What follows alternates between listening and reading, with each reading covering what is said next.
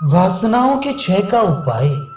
श्री सरस्वती जी ने कहा, लीले, यद्यपि स्वप्नावस्था में स्वप्न के शरीर का अनुभव होता है, तथापि ये स्वप्न है ऐसा ज्ञान होने से जैसे स्वप्न शरीर वास्तविक नहीं रहता, मिथ्या ठहरता है।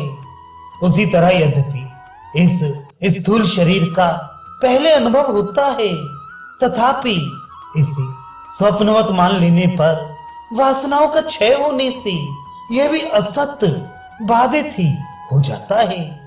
जैसे स्वप्न के ज्ञान से स्वप्नावस्था का शरीर शांत हो जाता है, उसी प्रकार जागृत अवस्था के शरीर को भी स्वप्नवत समझ लेने पर वासनाओं के क्षीण होने से यह शांत हो जाता है।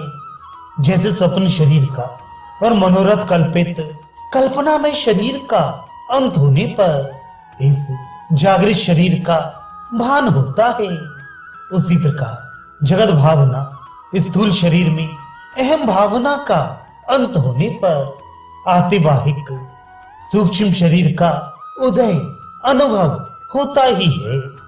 जैसे स्वप्नावस्था के वासना बीज से रहित होने पर सुषुप्ति अवस्था प्राप्त होती है, उसी तरह जागृत अवस्था भी जब वासना बीज से रहित हो जाती है तब जीवन मुक्ति की प्राप्ति होती है, जिसमें वासनाएं सुप्त अथवा विलीन हो जाती हैं। उस प्रगाढ़ निद्रा का नाम सुषुप्ति है। जिस अवस्था में वासनाओं का सर्वथा क्षय हो जाता है उसे तुरिया कहती हैं। जागृत अवस्था में भी परम पद का अनुभव होने पर वासनाओं का समूल नाश हो जाने के कारण तुर्यावस्था होती ही है। जीवित पुरुषों के जीवन की वह अवस्था जिसमें वासनाओं का सर्वथा क्षय हो जाता है जीवन मुक्ति कहलाती है। अज्ञानी बद्ध जीव इसका अनुभव नहीं कर पाते।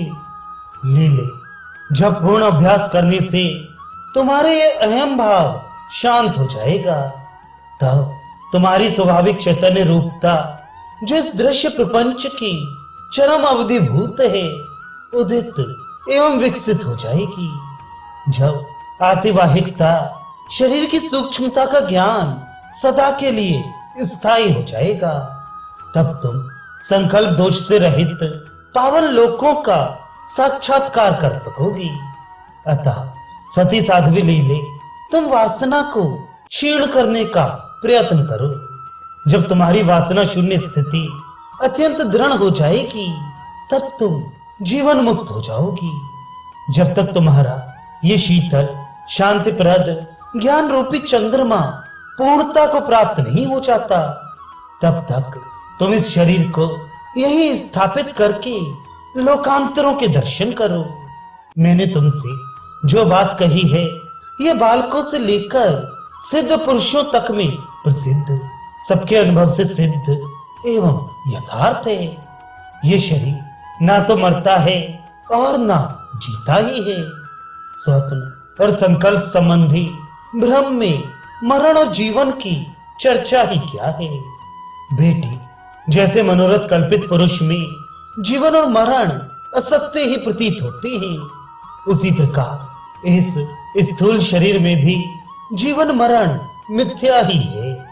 लीला बोली, देवी, आपने मुझे यहाँ उस निर्मल ज्ञान का उपदेश दिया है जिसके श्रवण मात्र से ही दृश्य रूपी हैजे की बीमारी शांत हो जाती है।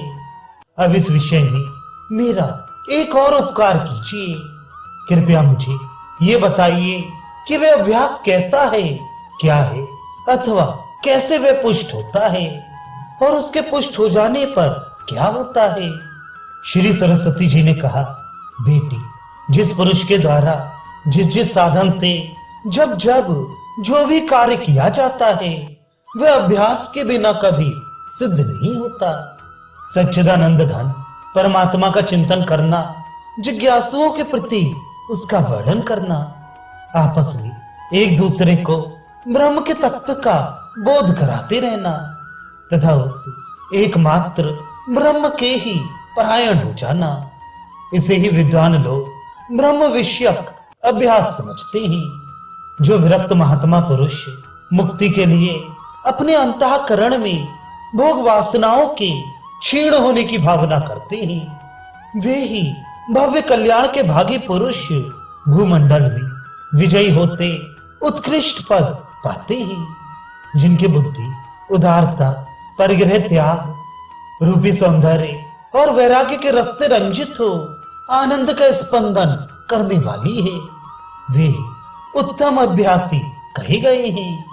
जो लोग युक्ति तथा शास्त्रों की ज्ञाता के द्वारा जानने में आने वाली लौकिक ज्ञेय वस्तुओं के अत्यंत अभाव की सिद्धि के लिए प्रयत्न करते हैं, वे ब्रह्माभ्यासी कहे गए हैं। ये दृश्य जगत सृष्टि के आरंभ में ही उत्पन्न नहीं हुआ, इसलिए कभी भी इसका अस्तित्व है ही नहीं। जो कुछ प्रतीत हो रहा है वह मैं ही हूं। मुझ सच्चिदानंद घन पर ब्रह्म परमात्मा से यह भिन्न नहीं है। ऐसे अभ्यास को बोध ब्रह्म ज्ञान का अभ्यास कहा गया है। दृश्य की उत्पत्ति कभी हुई ही नहीं। इस बोध से राग द्वेष आदि का क्षय हो जाने पर ब्रह्म चिंतन के बल से उत्पन्न हुई जो परमात्म रहते हैं वह ब्रह्माभ्यास है। जैसे शरद ऋतु में हिम के समान शीतल उस जल के अभिषेक से सब ओर फैला हुआ भारी कोहरा मिट जाता है, उसी प्रकार चित्त में पूर्वोक्त रीत से अभ्यास में लाए हुए विवेक बोध रूपी जल के निरंतर सिंचन से जो संपूर्ण तापों को शांत करने वाला होने के कारण हिम के समान शीतल है। संसार रूपी कृष्ण पक्ष की अंधेरी रात में उत्पन्न हुई मोहमयी प्रगाढ़ निद्रा सर्वथा गल जाती मिट जाती है। महर्षि वाल्मीकि कहती है, जब मुनिवर वशिष्ठ इस प्रकार ये प्रसंग सुना चुके तब दिन बीत गया, सूर्य अस्त हो गए। मुनियों की वह सभा वशिष्ठ जी को नमस्कार करके सायकालिक कृत्य करने के लिए चली गई और रात बीतने पर सूर्य की किरणों के साथ ही फिर सभा स्थान में आ गई।